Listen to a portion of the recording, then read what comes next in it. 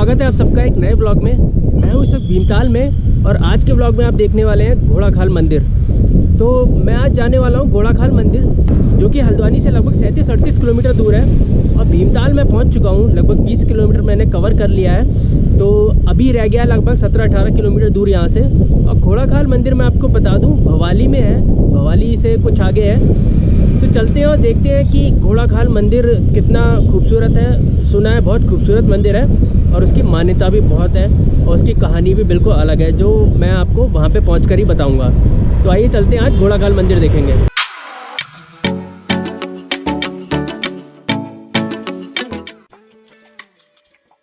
तो घोड़ाखाल मंदिर के लिए हम लोग निकले थे हल्द्वानी से। तो हल्द्वानी से भवाली जाते हुए रास्ते में काठगोदाम नाम की जगह है, वहाँ पे पड़ता है restaurant hills view family restaurant. ये एक अच्छा रेस्टोरेंट है, साफ़ सुथरा रेस्टोरेंट है और यहाँ पे रीज़नेबल रेट्स में अच्छा खाना मिलता है। और इस रेस्टोरेंट की ख़ास बात यह है कि यहाँ से कुछ ऐसा व्यू दिखाई देता है, पूरी वैली दिखाई देती है, खूबसूरत जंगल और साथ में पहाड़। तो इस वक्त समय है सुबह के 7:30 बजे का और धूप इस तरह निकली हुई है, तो पहाड़ कुछ इस तरह से दिखाई दे रहे हैं। देखिए कितना सुंदर नज़ारा है। और इस रेस्टोरेंट में हमने लिया था आलू का पराठा, आलू के पराठे के साथ में दही, जो कि 40 रुपये का था और चाय 10 रुपये की थी।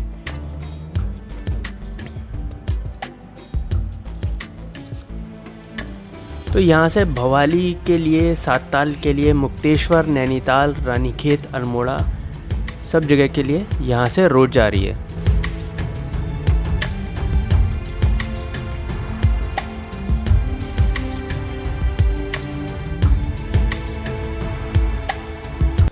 तो अभी मैं आ चुका हूँ भीमताल और भीमताल से भवाली के रास्ते में मैं जा रहा हूँ। तो नज़ारा कुछ इस तरह से है।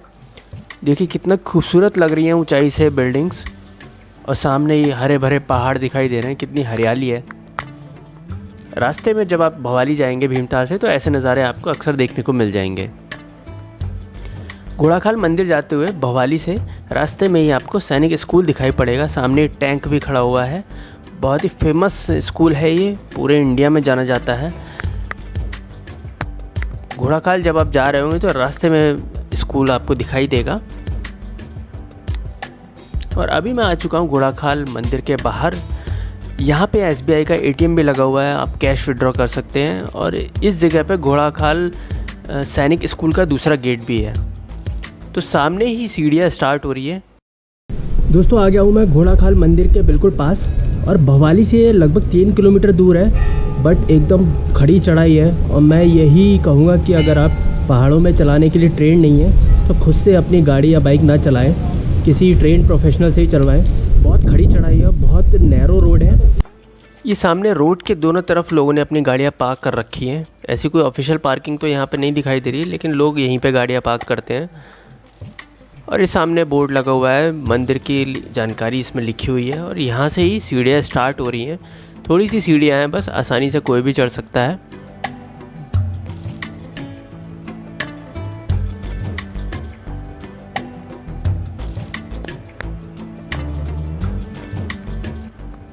देखिए यहीं से ही बड़ी बड़ी घंटियाँ बंधी हुई हैं, यहीं से स्टार्ट हो जाती हैं। और ऐसी घंटियाँ आपको पूरे मंदिर में जगह जगह पे बंधी हुई मिलेंगी। देखिए पूरे पिलर बने हुए हैं घंटियों के, कितनी सारी घंटियाँ लगी हुई है यहाँ पे। और ये मंदिर का रास्ता है, मंदिर अभी स्टार्ट भी नहीं हुआ है। देखिए चारों तरफ आपको बड़ी बड़ी छोटी छोटी घंटियाँ ही घंटियाँ दिखाई देंगी।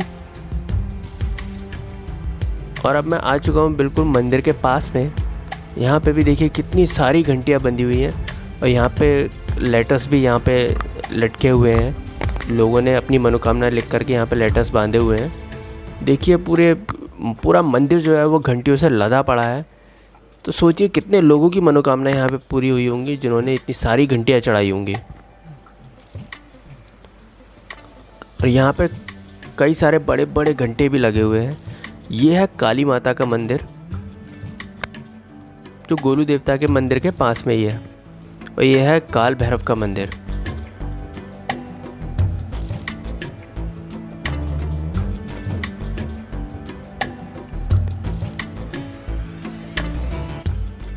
साथ में ही हनुमान जी का मंदिर भी है।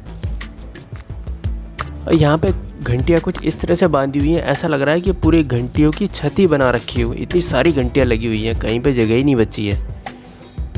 ये मुख्य मंदिर है, ये गोलू देवता का मुख्य मंदिर है। यहाँ पे गोलू देवता विराजमान है।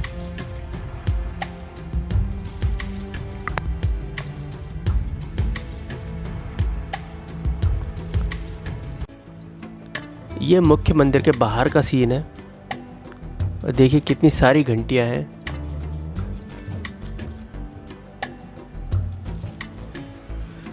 ये गोलू देवता मंदिर का दूसरा रास्ता है और यहाँ पे शादीशुदा जोड़े भी आते हैं और यहाँ पे शादियाँ भी होती हैं। अभी भी यहाँ पे सामने ही शादी भी हो रही है, आप देख सकते हैं। और ये है प्रसाद की दुकान है, यहाँ से आप प्रसाद ले सकते हैं।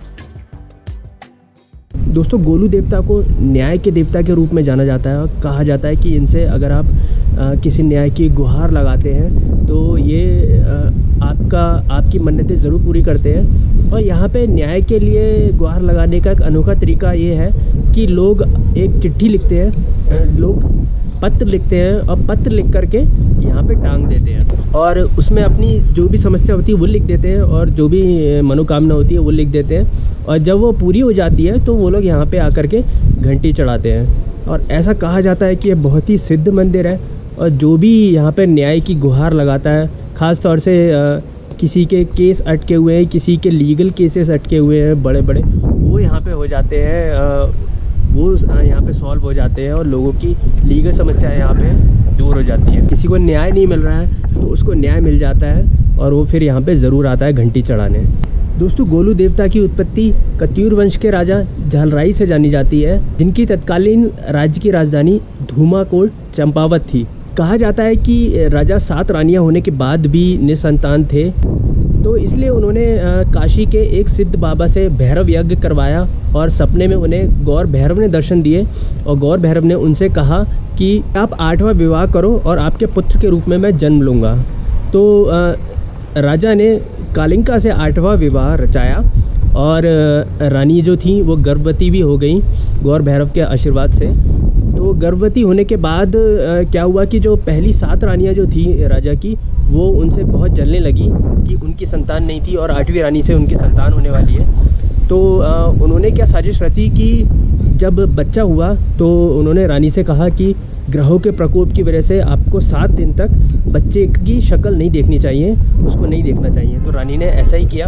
बाकी 7 रानियों ने क्या षड्यंत्र रचा कि उन्होंने बच्चे की जगह सिलबट्टा रख दिया और रानी से कहा कि सिलबट्टे का जन्म हुआ है और उन्होंने बच्चे को मारने की कोशिश की कई बार। सबसे पहले उन्होंने क्या किया कि बच्चे को गौशाला में फेंक दिया कि जानवरों से कुचल के बच्चा मर जाएगा। तो बच्चे का लेकिन कुछ नहीं हुआ क्योंकि वो गौर भैरव के स्वरूप थे। तो जब रानियां देखने गईं कि बच्चा मरा है नहीं, तो उन्होंने देखा कि बच्चा गाय के थन से दूध पी रहा है। तो उन्होंने फिर उसके बाद बच्चे को एक संदूक में बंद करके काली नदी में फेंक दिया।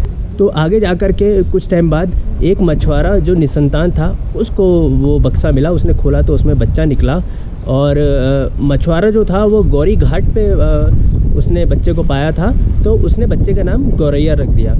कुछ टाइम बाद बच्चा बड़ा हुआ तो उसने अपने मछुआरे पिता से घोड़े को चलाने की ज़िद की। तो मछुआरे के पास इतने पैसे नहीं थे कि वो असली घोड़ा ख़रीद सके, तो उसने एक लकड़ी का यानी कि काठ का घोड़ा बना करके बच्चे को दे दिया और बच्चा उससे खेलने लगा। तो एक बार क्या हुआ कि बच्चे ने कहा कि मैं इस घोड़े से घूमने जाऊंगा। गांव वालों ने देखा कि वो घोड़ा जो है वो असली का बन गया है और गांव वाले ये देख करके चौंक गए कि वो घोड़े को घुमाने ले जा रहे थे, वो घोड़े पे बैठ के जा रहे थे। तो ऐसे ही वो बच्चा एक बार धुआंकोट नाम की जगह पे पहुंचा जहाँ पे राजघाट पे 7 रानियाँ जिन्होंने उस बच्चे को मारने की साजिश रची थी वो पानी भर रही थी। तो बालक ने कहा कि अब मेरा घोड़ा पहले पानी पिएगा, अब उसके बाद में आप पानी भरोगे। तो ये सुन करके 7 रानियाँ हंसने लगी और बोली, मूर्ख बालक, ये घोड़ा तो काट का है, ये कैसे पानी पिएगा। तो बालक बोला कि जिस तरह से एक महिला सिलबट्टे को जन्म दे सकती है, उसी तरह से ही काठ का घोड़ा भी पानी पी सकता है। तो ये सुनकर के सातों रानियाँ बहुत डर गईं, क्योंकि षड्यंत्र उन्होंने ही रचा था। तो उन्होंने राजा से उस बालक की शिकायत की। राजा ने सच्चाई जानने के लिए बालक को बुलाया। तो राजा ने बच्चे से राजा का पुत्र होने का प्रूफ मांगा।